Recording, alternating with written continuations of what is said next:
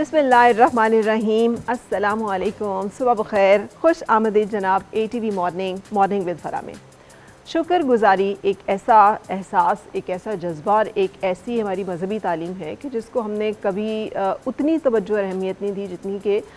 दी जानी चाहिए थी। हालांकि हमारी जो किताब हिकमत व दानाई है, अल्लाह ताला का जो कलाम पाक है, कुरान हकीम, उसका आगाज़ ही जिस सूरह मुबारका से हो रहा है तो उसकी पहली आयत ही यही है, अल्हम्दुलिल्लाहि रब्बिल आलमीन। यानी आप शुक्रगुजारी की उस कैफियत में जाते हैं, उस मालिक के, उस परवरदिगार के जो तमाम जहानों का जो है मालिक है, रब है, जो इनका पालने वाला है। और ये एक ऐसी कैफियत है कि जो इंसान के अंदर जो है एक आजिज़ी और इनकिसारी की कैफियत पैदा करती है, और उसके साथ साथ जो नेमतें, जो चीज़ें उसको मैसर हैं, उसके बारे में एक थैंकफुलनेस का, उसके बारे में एक शुक्रगुजारी का एहसास और जज्बा जो है पैदा करती है। और उसके साथ साथ अब जो एक लेटेस्ट रिसर्च हो रही है कि ये सिर्फ़ एक रूहानी प्रैक्टिस नहीं है, ये सिर्फ़ एक इबादत नहीं है, बल्कि एक ऐसी इबादत है जिसका फ़ौरी तौर पर इंसान को और ह्यूमन बॉडी को जो बेनिफिट मिलता है। यूनिवर्सिटी ऑफ कैलिफोर्निया ने जो रिसर्च की है उसमें पता चलता है कि हमारा जो दिमाग है, हम जो बोलते हैं, जो कहते हैं, जो फ़ील करते हैं, उसके नतीजे में हमारे दिमाग के जो ट्रांसमीटर्स हैं वो आपस में इंटरेक्ट करते हैं,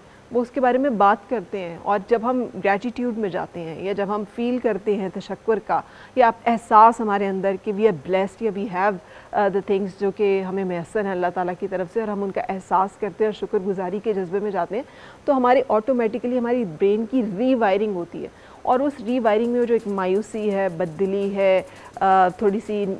इस तरह की जो बहुत सारी नेगेटिव ख़यालात और जज्बात होते हैं वो काउंटर हो जाते हैं ऑटोमेटिकली, और इंसान के अंदर एक नई पॉजिटिव एनर्जी जो है वो पैदा होती है। ये इस ब्रेन के सर्किट को जिन लोगों ने स्टडी किया, ये उन्होंने फाइंड आउट किया, और इसके नतीजे में पता चला कि ये एक बात जब हम शुक्र, और अल्लाह ताला ने हमें पहले ही कह दिया है कि जब हम शुक्र करेंगे तो हमें इजाफ़ा होगा उस नेमत का जो कि हमें दी हुई है। सो शुक्रगुजारी का एक जज्बा जब इंसान के अंदर ज़िंदा रहता है, अलाइव रहता है, तो ना सिर्फ ये कि उसको मिलने वाली नेमतों में इजाफ़ा होता है, बल्कि ये कि इंसान को ख़ुद भी उसका बेनिफिट होता है, और वो एक अच्छी ज़िंदगी, और ज़िंदगी में जो उसके पास चीज़ें मैसर हैं उनको अच्छी तरह से ना सिर्फ इस्तेमाल करता है, बरतता है, बल्कि खुश रहना, मुतमईन रहना, आसूदा रहना, पुरसुकून रहना, ये तमाम कैफियत जो है इनका हसूल भी मुमकिन होता है। सो इसी एक थॉट के साथ I will take a break, और ब्रेक के बाद हम मिलेंगे अपने आज के मेहमानों से।